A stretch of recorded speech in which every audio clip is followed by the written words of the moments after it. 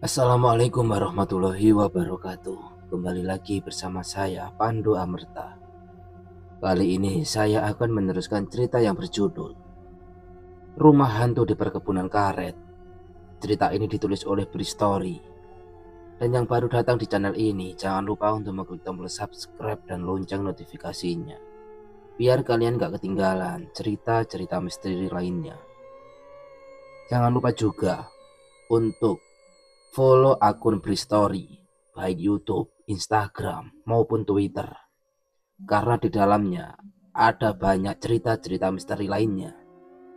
Oke, nggak usah banyak basa-basi, langsung saja kita memasuki ceritanya. Rumah Hantu di Perkebunan Karet. Desa Sindang Hulu, 1953. Sebagian limpahan anugerah Tuhan terhampar di salah satu desa terpencil di pedalaman Sumatera.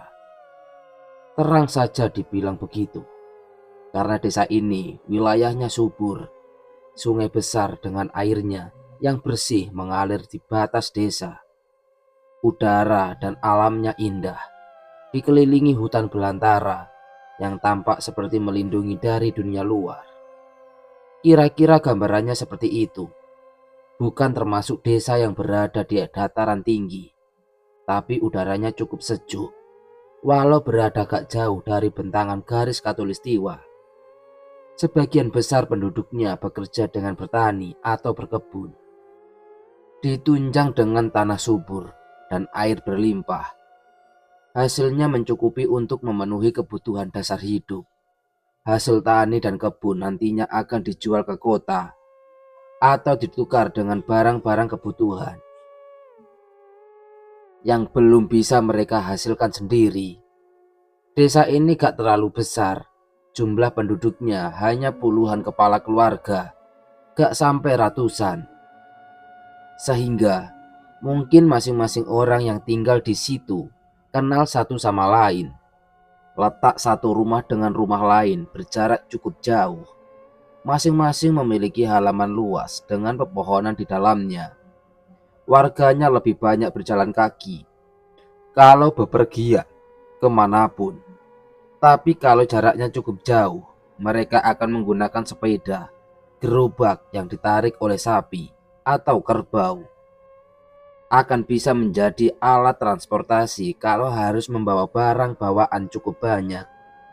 Hasil kebun dan tani contohnya.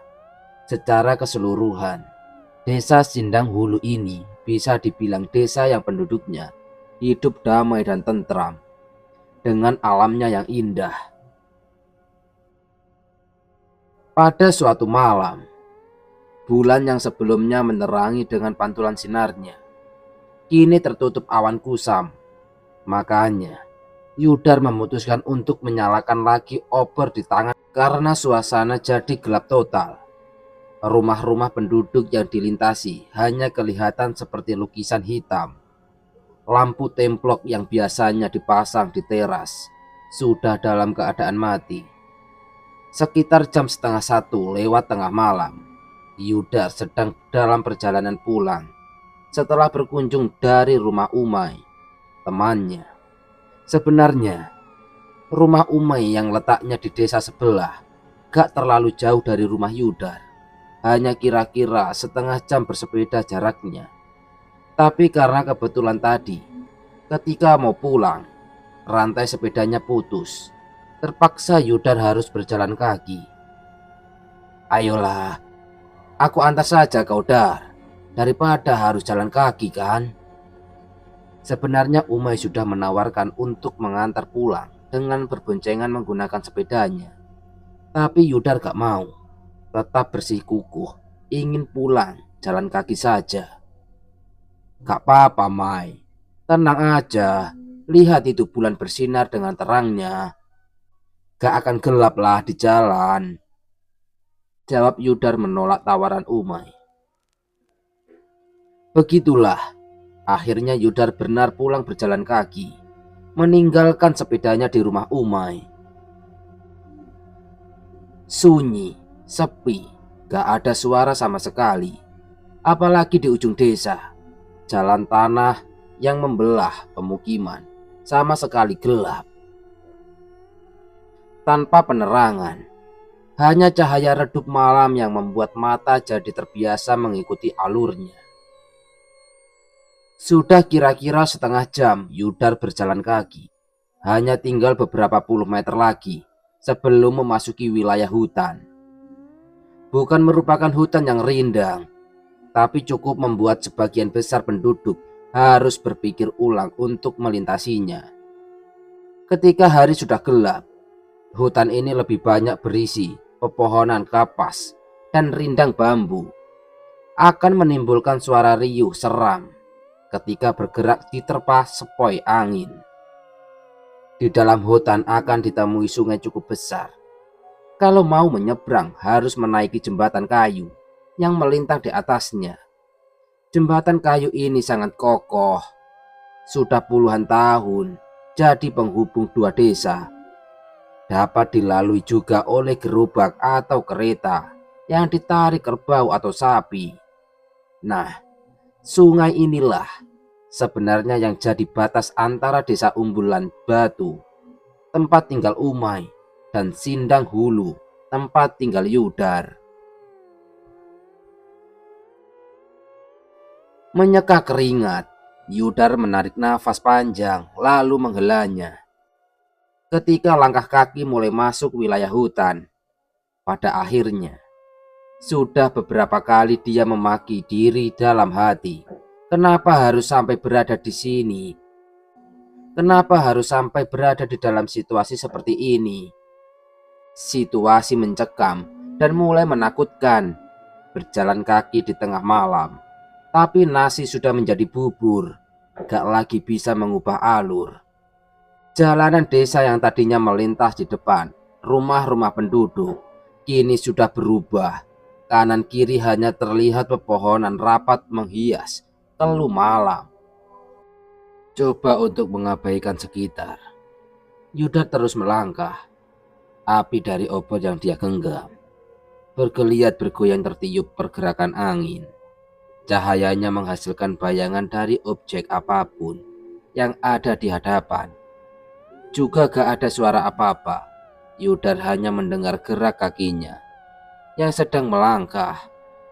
Walau sesekali suara dedaunan kering yang remuk terinjak jadi selingan dalam kesunyian.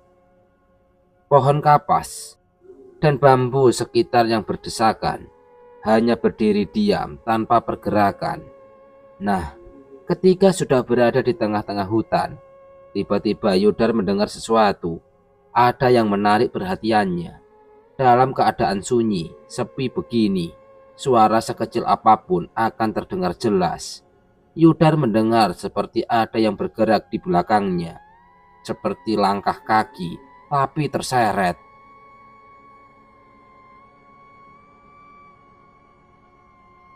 Yudar menghentikan langkah, lalu menoleh cepat ke belakang, kemudian mengarahkan cahaya obor untuk menerangi sekitar. Gak ada apa-apa, gak ada siapa-siapa. Suara itu juga tiba-tiba menghilang, gak kedengaran lagi. Ya sudah, Yudar kemudian lanjut berjalan. Tapi gak bisa dipungkiri, kalau Yudar sudah mulai merasakan ada yang aneh. Rasa cemas mulai menemani ketakutan yang sejak tadi sudah timbul tenggelam, kemudian ternyata senyap hanya sebentar. Suara dari pergerakan misterius di belakang kembali terdengar. Kali ini Yudar menajamkan pendengaran tanpa menoleh melihat langsung. Benar, terdengar seperti ada yang bergerak di belakang. Tapi kali ini bukan suara langkah kaki terseret, melainkan seperti ada yang bergerak menerjang pepohonan, menembus rapatnya hutan, dan jaraknya gak jauh. Refleks kemudian sekali lagi Yudar menoleh ke belakang, memperhatikan sebentar sambil lagi-lagi melangkahnya berhenti. Kosong, gak ada siapa-siapa. Suara apaan sih itu sebenarnya? Gumam Yudar dalam hati, sambil coba terus memerangi kecemasan. Kemudian dia mulai lanjut berjalan lagi. Kali ini lebih cepat dari sebelumnya. Tapi Semakin Yudar mempercepat langkah, semakin cepat juga pergerakan misterius yang ada di belakang mengikutinya. Ya, seperti ada yang mengikuti dari belakang. Yudar semakin cepat berjalan. Ketakutan, nafas mulai tersengal, mati-matian menjaga api obor untuk tetap hidup. Diterjang tiupan angin, keringat bercucuran. Langkahnya semakin cepat ketika suara di belakang semakin riuh dalam senyap. Aneh, Yudar merasa sepertinya sumber suara berpindah tempat. Yang tadinya seperti sejajar dengannya, kali ini kok sepertinya berasal dari atas, di pepohonan. Namun tetap sama, suaranya seperti ada objek yang sedang menembus rapatnya hutan. Entah karena penasaran atau apa, yang tadinya gak berani, tiba-tiba Yudar menoleh ke belakang lagi untuk melihat dan mencari tahu sumber suara.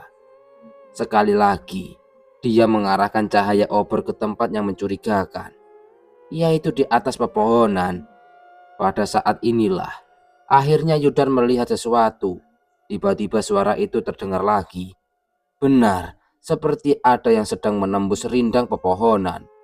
Dan benar, suaranya berasal dari atas.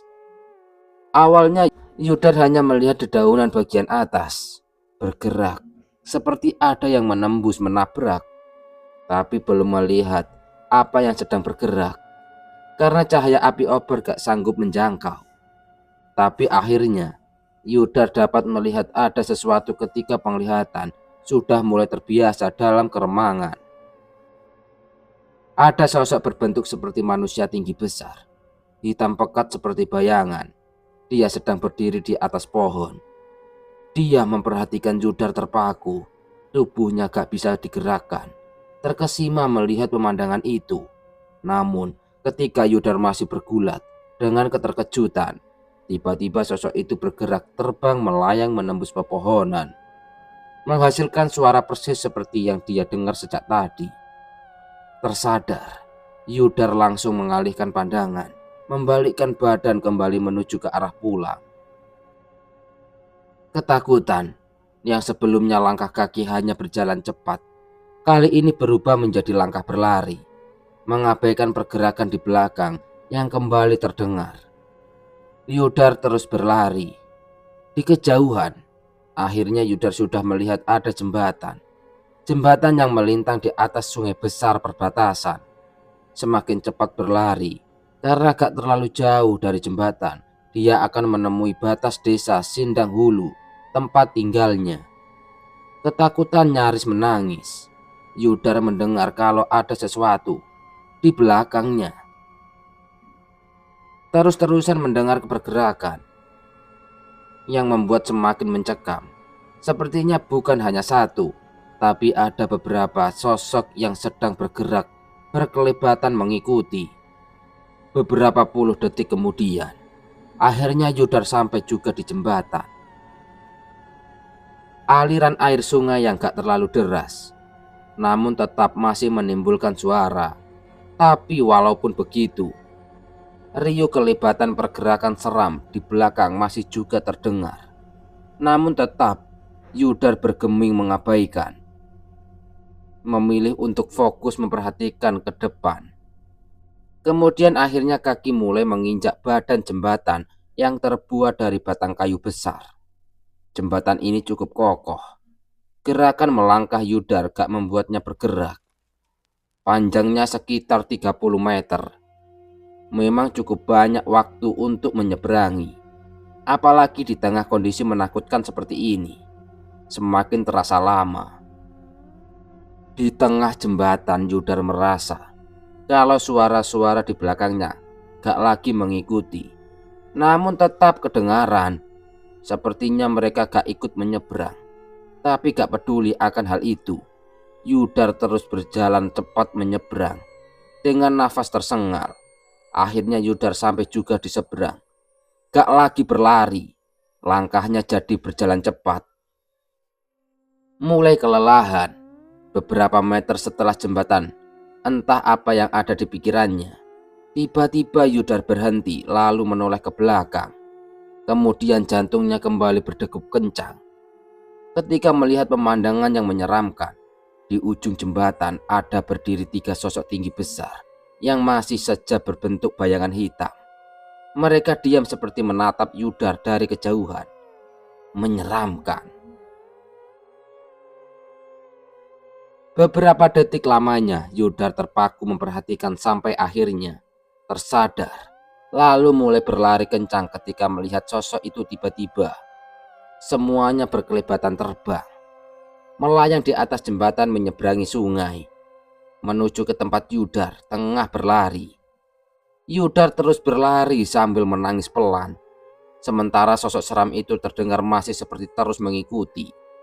Untunglah, beberapa saat kemudian, di kejauhan mulai terlihat ada rumah penduduk, pertanda kalau batas luar desa Sidanghulu sudah dekat.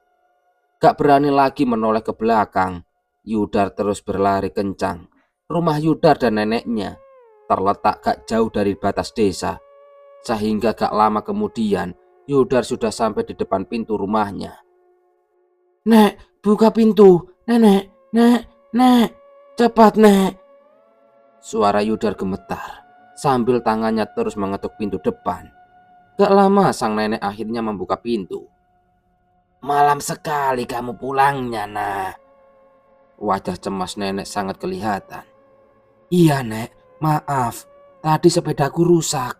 Jadi terpaksa jalan kaki dari rumah Umay," jawab Yudar yang masih berusaha mengatur nafasnya. "Lalu, kenapa kamu tersengal seperti itu?" "Ya sudah, sana bersih-bersih dulu." Sepertinya neneknya sudah sedikit mengerti apa yang baru saja cucunya alami. Kelegaan sudah mulai dirasakan Yudar. Di dalam rumah ketakutannya berangsur menghilang. Bergegas dia ke kamar mandi untuk membersihkan diri. Beberapa hari sebelumnya. "Nek, katanya semalam ada hantu terbang itu lagi. Kok serem sekali ya, Nek?" Di dapur yang letaknya di belakang rumah, Yudar bertanya kepada neneknya yang sedang berusaha menyalakan api di bawah tungku. "Masa sih? Kamu kata siapa?" jawab sang nenek tanpa menoleh ke arah Yudar. "Pak Ramdan, bapaknya Udin, Nek. Dia pulang mengaji dari musola hampir tengah malam." "Nah, itu bisa jadi peringatan buat kamu. Jangan sering-sering pulang malam. Bertemu hantu terbang itu nanti baru tahu rasa." Sang nenek bilang begitu sambil terus meniup bawah tungku dengan bambu di tangannya. Begitulah pada suatu pagi, di satu sudut desa Sidanghulu, terjadi percakapan antara seorang cucu dengan neneknya. Cucu ini bernama Yudar, remaja berumur sekitar 17 tahun. Sedangkan sang nenek bisa dipanggil Nenek Sarmi. Sejak kecil Yudar memang tinggal di rumah neneknya. Diasuh dengan penuh kasih sayang setelah ditinggal kedua orang tuanya. Ya, orang tuanya pergi ketika Yudar masih berumur 4 tahun. Menurut cerita Nenek Sarmi, waktu itu ayah dan ibunya Yudar pamit untuk mencari pekerjaan di kota, kemudian menitipkan Yudar kepada neneknya. Tapi setelah hari berganti hari, minggu berganti bulan, bulan berganti tahun, orang tua Yudar gak pernah kelihatan batang hidungnya lagi. Gak pernah kembali lagi, gak ada kabar sama sekali. Meninggalkan Yudar sebatang kara. Tapi gak apa-apa, Yudar sudah cukup bahagia tinggal diberi kasih sayang oleh neneknya. Walau sesekali dia masih bertanya-tanya kemana gerangan bapak dan ibunya. "Tapi emang benar, Nek, katanya hantu terbang itu udah ada sejak dulu." Yudar masih penasaran. "Menurut orang-orang kampung sih begitu," jawab nenek. "Nenek pernah melihat hantu itu?" Pertanyaan Pertanyaan terakhir dari Yudar membuat Nenek Sarmi sejenak diam, lalu menghela nafas panjang. Bergulat perasaannya ketika harus memilih bercerita yang sebenarnya kepada Yudar atau berkelit berbohong menutupi kebenaran. "Nek, kok diam?" Yudar gak sabar menunggu jawaban neneknya. "Pernah, dulu sekali ketika ayah kamu masih kecil." Akhirnya nenek menjawab dengan jujur. Perihal peristiwa yang pernah dia alami puluhan tahun yang lalu. "Nah, kenapa nenek gak pernah cerita?" "Buat apa? Nanti kamu malah ketakutan." "Ah, nenek ini, aku kan pengen tahu gimana nenek melihat hantu-hantu itu. Serem gak, Nek? Gimana bentuknya? Benar-benar bisa terbang?" Rentetan pertanyaan langsung keluar dari mulut Yudar. Itu yang sebenarnya gak diinginkan oleh Nenek Sarmi. "Nanti ajalah ceritanya. Sudah, kamu pergi ke ladang sana membaca. Besok nenek mau menanam benih." "Ah, nenek ini bikin aku penasaran aja." Setelah itu, Yudar bangkit dari duduknya, lalu melangkah pergi. Menuruti perintah sang nenek, dia lalu mulai bersiap untuk ke ladang, untuk mulai membajak sawah. Yudar anak yang baik. Selama diasuh oleh neneknya, dia gak pernah membantah, selalu menurut. "Nenek gak punya siapa-siapa lagi. Hanya tinggal kamu seorang, Yudar. Jadi tolong untuk jangan membuat nenek kamu ini kecewa atau bersedih. Harus selalu jadi anak yang baik." Begitu nenek bilang berkali-kali. Intinya Nenek Sarmi sangat menyayangi cucu satu-satunya ini. Begitu pula sebaliknya, Yudar juga sangat menyayangi neneknya. Gak pernah mau membuat beliau sampai menangis. Jadi, desa terpencil yang tentram ini belakangan digegerkan dengan berita tentang adanya beberapa kejadian aneh yang terjadi. Katanya beberapa penduduk pernah melihat sosok-sosok menyeramkan di beberapa sudut desa. Katanya juga sosok ini berbentuk seperti manusia yang tinggi besar, namun wajah dan tampilan jelasnya masih misterius karena selalu terlihat seperti bayangan hitam. Gak hanya malam hari, beberapa orang juga pernah melihat mereka ketika matahari masih bersinar. Sosoknya kadang hanya diam seperti sedang memperhatikan dari kejauhan. Kadang berkelibat, ada pula yang melihat mereka terbang melayang. Kadang muncul hanya satu sosok, kadang lebih dari satu. Intinya sosok seram itu sangat menakutkan. Makanya, beberapa waktu belakangan, desa Sindang Hulu dan desa sebelah yang berdekatan sudah sangat sepi. Ketika malam datang, penduduk lebih memilih berdiam di dalam rumah. Gak akan pergi keluar kalau gak terpaksa. Dan ternyata, menurut warga sepuh yang sudah tinggal di sini puluhan tahun lamanya, kemunculan sosok-sosok seram ini ternyata bukan yang pertama kali. Mereka sudah jadi kisah yang diceritakan lintas generasi secara turun-temurun.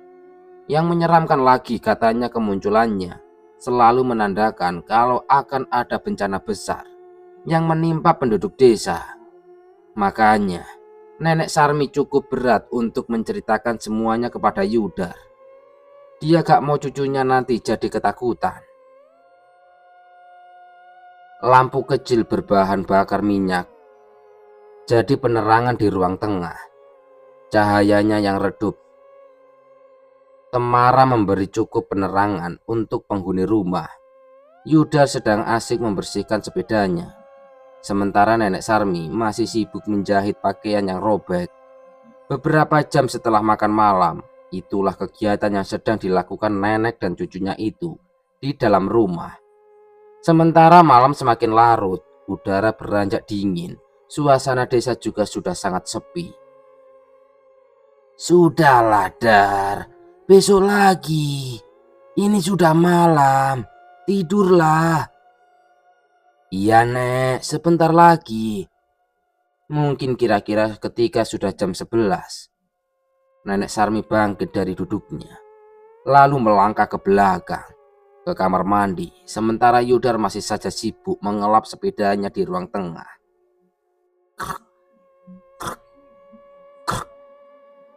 Tiba-tiba terdengar suara seperti itu. Yudar langsung menghentikan kegiatannya. Celingat-celingut, dia menajamkan pendengaran. Kedengaran lagi. Kali ini suaranya lebih keras. Sepertinya sumber suara lebih dekat. Masih sedang kebingungan menerka sumber suara. Tiba-tiba Yudar sudah melihat neneknya di pintu ruang tengah. Sudah, Yudar. Hentikan. Matikan lampu. Lalu masuk ke kamar. Nyaris berbisik. Nenek Sarmi bilang seperti itu. Lalu bergegas Yudar menuruti perintah neneknya. Yudar menempati kamar depan, sementara nenek Sarmi di kamar tengah. Kamar Yudar langsung menghadap halaman rumah, yang di depannya sudah langsung jalanan desa. Di kamar, Yudar gak serta-merta langsung bisa tertidur. Dia sama sekali gak merasakan kantuk. Bukan tanpa sebab, tapi dia masih memikirkan tentang suara tadi. Suara yang sebelumnya sudah pernah Yudar dengar waktu masih kecil. Jadi sebenarnya dia sudah tahu sosok yang menimbulkan suara seram itu. Di atas kasur kapuknya, Yudar merasa kalau malam yang sudah sepi, jadi semakin sepi. Tiupan angin di luar terdengar menerpa pepohonan. Desa ini mulai mencekam, entah karena apa. Semakin larut, sudah sedikit lewat tengah malam. Namun Yudar masih saja terus terjaga. Tiba-tiba suara lolongan panjang anjing hutan dari kejauhan memecah kesunyian, menambah seram keadaan. Angin yang tadinya bertiup pelan, perlahan berubah beranjak jadi agak kencang. Suara pepohonan di luar terdengar keras tertiup. Mulai muncul kecemasan. Yudar sempat berpikir untuk tidur di kamar neneknya, kalau nanti rasa takutnya gak bisa terkendali lagi. Ketika suasana semakin mencekam, tiba-tiba Yudar mendengar suara.